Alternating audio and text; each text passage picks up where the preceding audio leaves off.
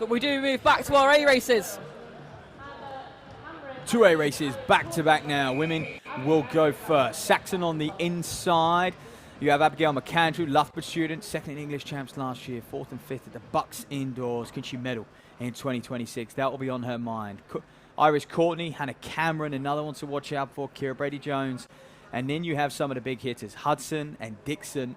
Those two are certainly ones to watch. Even Millard at this meet last year ran 9:16 for 3K.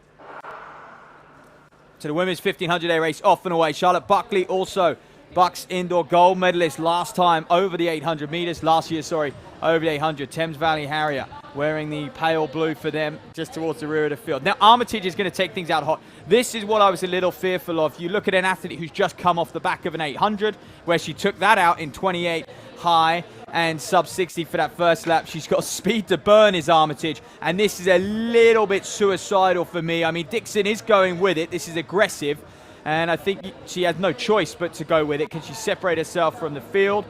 What hurts Dixon will certainly hurt the likes of Molly Hudson, Cameron, Courtney, Buckley, all of those in behind her as well. But this is a surprise that Dixon is so willing to go with this pace, because, I mean, this is going to be a 62 first 400 and what was about a 30 high opening 200 as well, which is 800 speed for a lot of these women in this race. You can see the gaps now. And unfortunately for Hudson, Rosie, she finds herself in a difficult place. So Armitage continues to pace Dixon, and she's got one more lap. What was that, 63 mid there or so for that opening 400? Yeah, it's absolutely blistering, really, isn't it? And you can see that, I mean, how much has that field broken up here? Hudson, you're right, is in a really challenging position. She's got to try and get on the back of Dixon or accept that she might perhaps be swallowed up here. But it's going to be a tough run for Dixon as well. When Armitage does drop out, she's going to be completely out on her own. And it's going to be a challenging run for home there. And Hudson, if she can just lock her eyes onto the back there and begin to feel herself reeling it in, if she feels like Dixon's coming back to her, then she might just stand a chance here. But Dixon, a brave move to go with Armitage. And yeah, this is absolutely blistering. But Hudson is closing in.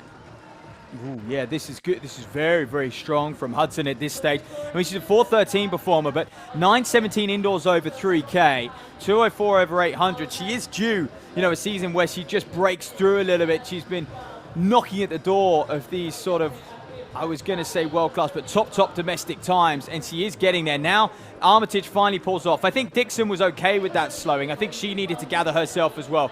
Now they're slow through 800, though. She wanted 2:11, 2:12.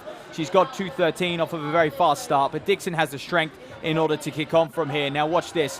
What can she do over the last few laps? But Hudson now just has to keep that gap. She's pulled away from the rest of them. It was previously Kira Brady-Jones leading that chase pack, the Loughborough student, 4th at the British University Championships a year ago over the 1500 indoors. And Dixon just checking her shoulder.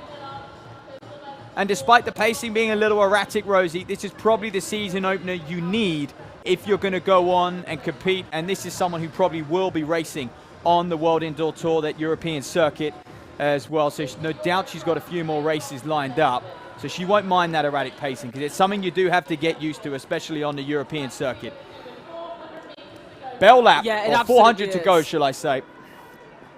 It's absolutely a point where that erratic pacing, if you don't get used to it, it can really take the energy and momentum out of your legs. And it's got to be said that even with the slight dips and pickups in pace, Dixon is looking really, really smooth. She looks strong. Her form hasn't faltered. So it could be, like you say, Matt, exactly what she needs to blow away the cobwebs, prove to herself that she can do this, prove to herself that she can cope with the changes and any adversity that's thrown her way, and set her up nicely for those European tours. And now we hear the bell, and Hudson really doing all she can to close that gap and reel Dixon in. It could be quite a close finish here.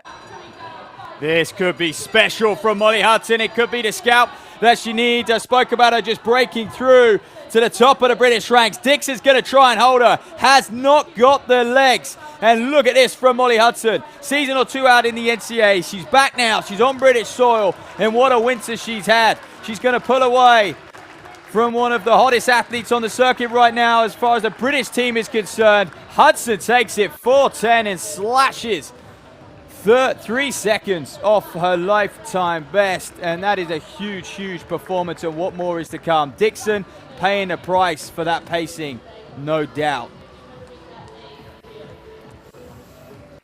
Now that really was something, wasn't it, from Molly Hudson? And like you say, she's due a season where she really does have a breakthrough and knock her times down a little bit and really establish herself. And that is a fantastic way to start it off, because she had such a challenging position there. She knew that going out with Dixon was perhaps a little bit too much.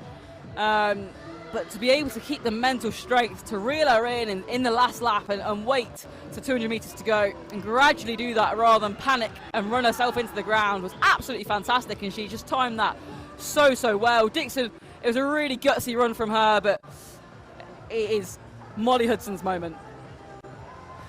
It is, and I think actually, in comparison to two, I thought Dixon would be someone who would cope with that pace early on better than Hudson. I thought Hudson would pay the price for that very, very fast opening 400, but actually it was the opposite way round, and I'm not sure Dixon quite expected. I mean, Dixon will be chuffed anyway. I mean, that's a big performance for her, and she too has got very close to her lifetime best, if not matched her lifetime best. I mean, the results are just coming in now, so I mean, Dixon too has run, 100th of a second off her, or 10th of a second off her lifetime best, and Hudson obviously massive lifetime best. So Dixon will be pleased.